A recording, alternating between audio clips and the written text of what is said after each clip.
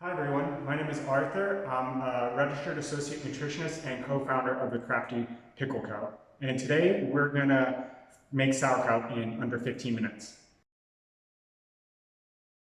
So just like with anything in the kitchen, you wanna make sure you have proper safety and sanitation procedures set in place. So wash your bowls, your knives, your cutting boards, wash your veg, and then most importantly, especially during these times, wash your hands, right? So I'm just gonna get started by chopping this cabbage here. So again, this is just a basic I'm making sort of a variation of a basic sauerkraut recipe. What you want to do is you want to cut your cabbage in half and you want to decore it. You can keep the core in it, but sometimes keeping the core can make your sauerkraut a bit bitter. So it's entirely up to you. I like to chop up a little bit of the core as well, so I don't have to discard all of it. An important part of making sauerkraut at home is you want to make sure that you take off one of the outer cabbage leaves. You'll need this for later, okay? So just take off one cabbage leaf, set it to the side. When you're making sauerkraut at home, it's important that you want to shred it fairly finely, unless you prefer a thicker sauerkraut, which is absolutely fine. But it's easier if you shred it finely and you're able to get more surface area out of it. So when you add salt, it allows more area for the salt to penetrate. So I'm just going to shred maybe half of the cabbage. And let's see if we can actually do this in 15 minutes. I've definitely done it before, so we'll try it. So really, when you're fermenting at home, as you can see here on the table, you really don't need expensive equipment. Anything really is basic. So just your regular household kitchen appliances.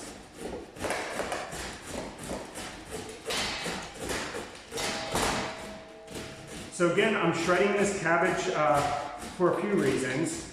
One is to increase the surface area so the salt can penetrate the vegetable more efficiently.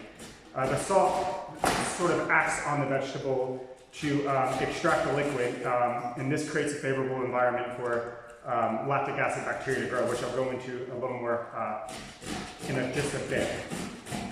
But basically, there's 4 simple steps of making sauerkraut. And this is shred, salt, pound, and pack. So obviously right now, I'm on the first step of shredding.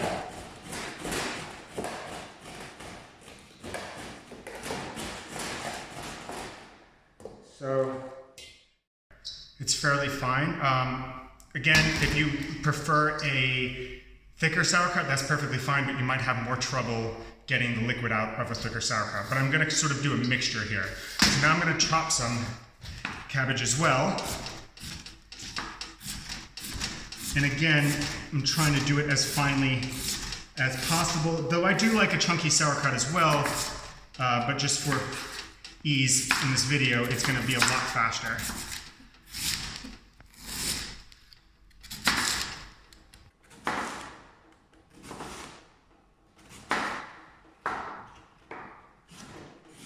So when you're preparing to make sauerkraut at home, it's important to sort of look at your ingredients and see what you're going to add to it. So you might add, right now I'm going to add some cabbage, some carrots, some spring onions, some garlic.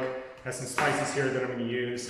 But you want to look at the ingredients you want to use and then sort of evaluate what size vessel you need to use. So right here, I have a liter size vessel. This sauerkraut actually might be a lot more than a liter, but we'll see. If I have extra, you can always fill up a random pickle jar or jam jar at home. Right. So just, I roughly cut this, just to have a little bit of variety of texture. And basically, I want to get the salting right away. So basically, I have just some unrefined sea salt here. I'm going to add about a teaspoon, maybe just a bit more, and start massaging it. All right, so this is probably one of the most important parts of making your sauerkraut, okay? Because you just added the salt, so the salt does a few things. It, again, extracts the naturally occurring liquid within the vegetable, and cabbage has a fairly high water content. So you'll see when you add salt, you'll start getting liquid come out almost immediately. You also add salt to sort of create an environment for beneficial bacteria to grow. So these are the bacteria that are going to ferment your vegetables. They're fairly salt tolerant, and they don't prefer this environment, but they're able to survive in it. And as a result, they survive and outcompete pathogenic or food spoilage bacteria. And this is why lacto-fermentation is such an efficient way of food preservation, which we love food preservation here. The more food we can save, the better. Right, so I'm just massaging some of that salt in. This is the second step. So again, the first step was shred, second step is salt. And now I'm actually on my third step, pound. So you can pound it, or you can just massage it like you would massage your significant other. I'm sure a lot of that's going on right now. Right, so I got some of that going. So you can see here that it changed texture a little bit. There's a little bit of moisture coming out of it. So I'm just gonna let this sit while I continue to work on my cabbage, because I have quite a bit of it. And I might not do the whole cabbage, we'll see. I'm just gonna go with the flow. Maybe I should get my own cooking show. Cooking with Arthur and Crafty Pickle Co. Maybe. Right, so I got more cabbage in there. Let's see. I'm gonna start grating some carrot, because I love carrot in my ferment. So when you're at home, if you don't have any carrots, that's fine. You could use apples, you could use beetroot, you could use leeks. The possibilities are honestly endless. Pears are good, radishes. Today, I'm just gonna make a chipotle kraut. I'm just gonna make a chipotle kraut. It's not nothing fancy. I've done this kraut before at home. It has a bit of smokiness, a bit of spice. It's garlicky, it's oniony. It's nice. Right, so I'm almost done grating my carrot.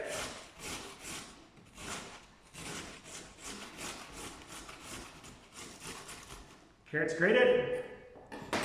I'm gonna just slide that off. Is that gonna work? Yeah. Right. Try to get it all in there.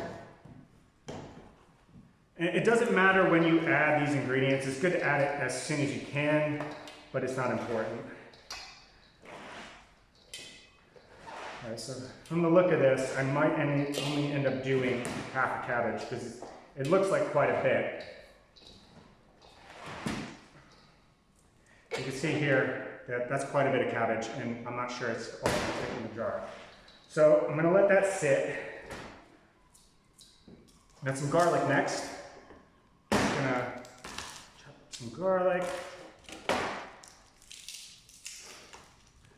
So again, making sauerkraut at home is super easy and actually safe. A lot of people are sort of scared of doing it because they're worried about getting sick. I can assure you that there's no recorded cases of anybody getting sick from fermenting at home. Again, it's just important to follow simple, just basic hygiene steps of just keeping your kitchen clean, your hands clean, your equipment clean, and then of course, fermenting correctly. So a lot of people ask how much salt to use or what kind of salt. So the kind of salt is less important. We fermented with salt that's been iodized, we fermented with sea salt, we fermented with pink Himalayan salt, smoked salt. It really doesn't matter. You don't have to spend money on pink Himalayan salt because there's nothing better about it. It's salt when it comes down to it. You're just fermenting vegetables. But the salt concentration probably a bit more important. So you'd want to shoot for anywhere from 2 to 3%. You didn't see, you saw here that I didn't measure it. I've been doing this for a while, so I just sort of know what amount of salt to use. But if you're at home and you're curious about how much salt you use, just weigh out your vegetables and then multiply that by 0.02 or 0.025, whatever salt concentration you want to use, and that will give you your salt concentration. So, for instance, if you have a kilogram of vegetables, you would add 20 grams of salt. So fairly straightforward. Okay, so I got some garlic in there. I got one spring onion that's sitting in our fridge.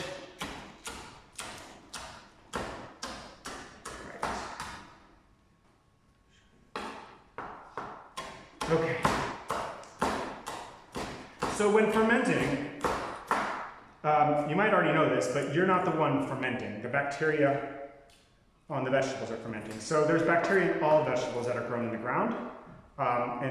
This can be a diverse ecosystem, but there's lactobacillus bacteria on vegetables that are grown in the earth. I'm just going to add some spices here. A bit much.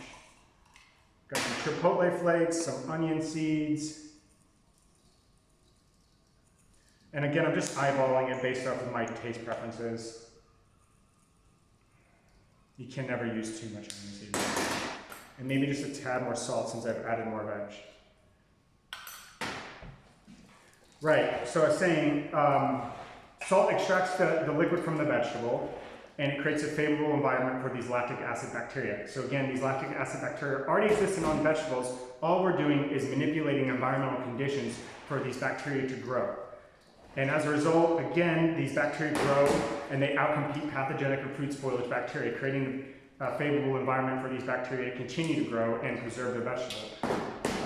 The primary byproduct of fermentation is lactic acid. Lactic acid is a preserving agent. It keeps your vegetables, again, safe and preserved.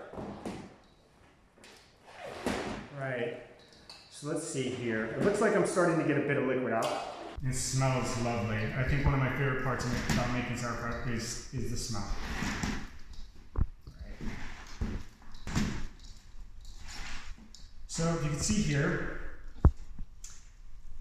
it's all mixed together. It's looking beautiful. I'm going to squeeze it, and you can start to see liquid come out, which is a good thing. That's what you want. But it needs a little more work, so I'm just going to continue to massage it. So I talked about the steps of fermentation: shred, salt, pound, and pack. Now there's reasons why we shred, salt, and pound, and pack. Again, shredding increases the surface area. Salting selects for these lactobacillus bacteria. Pounding extracts that liquid that you're going to create a brine with, the stuff in your vessel. And pounding, or packing, is created in an environment that's anaerobic. So these bacteria are facultative anaerobes, which means is they can survive in oxygen environments, but they prefer no oxygen environments. So one of the key steps in making sure that you have successful fermentation at home is making sure that there's little to no oxygen in your jar when you pack it. All right, now that's about what you're looking for. So you want about that much liquid, okay? I think I'm about ready to go. Okay, it's messy work. But as long as you don't mind getting your hands dirty, it's fine. I see a few straggling pieces. I'll throw in here, make sure they're well coated. Right, now I'm gonna start packing my vessel. I'm just gonna grab it by the handful, and I'm just gonna stuff it in here, just like that. Okay, I'm gonna put another handful in, stuff it, and then you wanna push down firmly. So the act of pushing down is obviously getting the vegetables to pack very tightly, but it's also pushing out excess oxygen as well. Now don't worry if you have oxygen bubbles in there. The oxygen will be consumed by aerobic bacteria that are in there, and by the time they consume that oxygen will be gone, you don't have to worry about it. But do try to pack it as much as possible. Right, so I got that. Do another handful.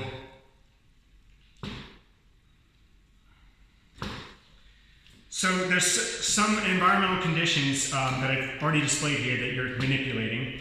The first one was salt. The second one is oxygen.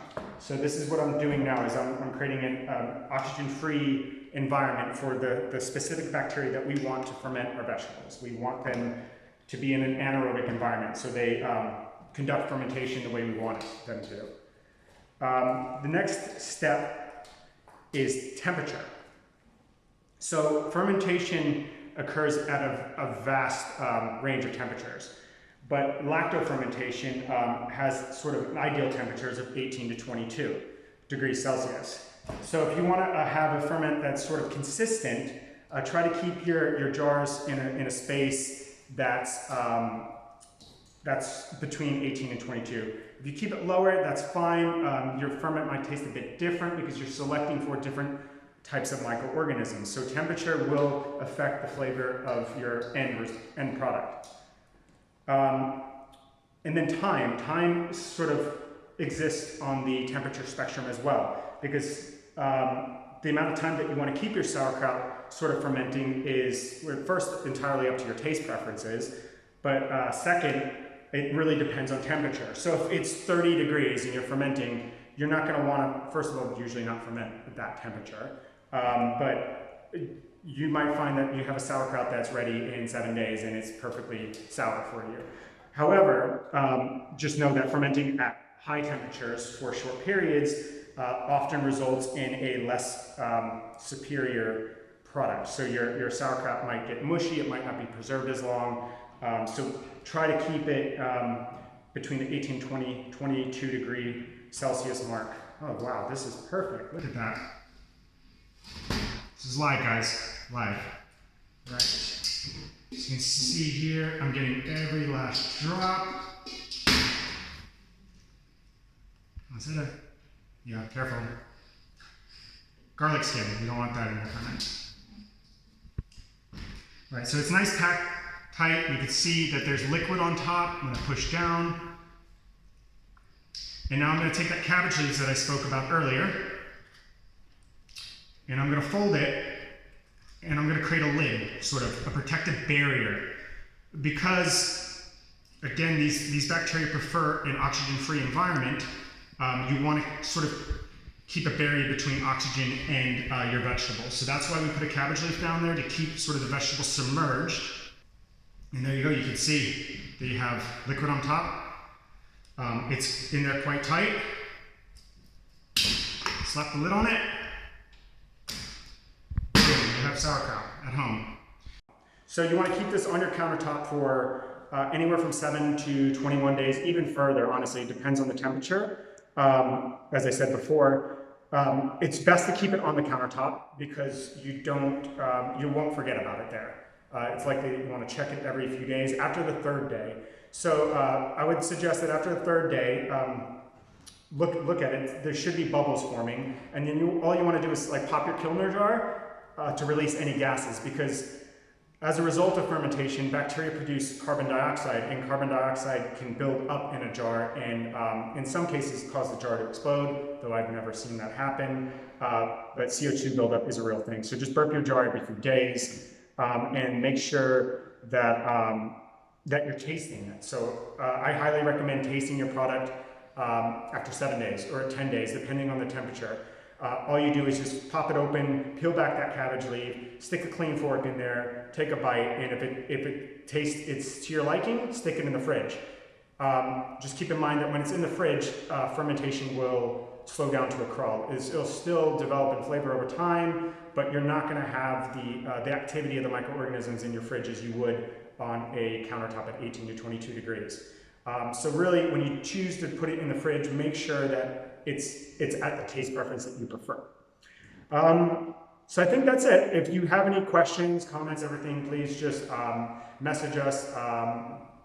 We always love to hear sort of your thoughts. We want to hear about maybe what sort of projects you're doing. Follow us on social media. And while you wait making your own sauerkraut, just check out our online shop. Thanks, guys.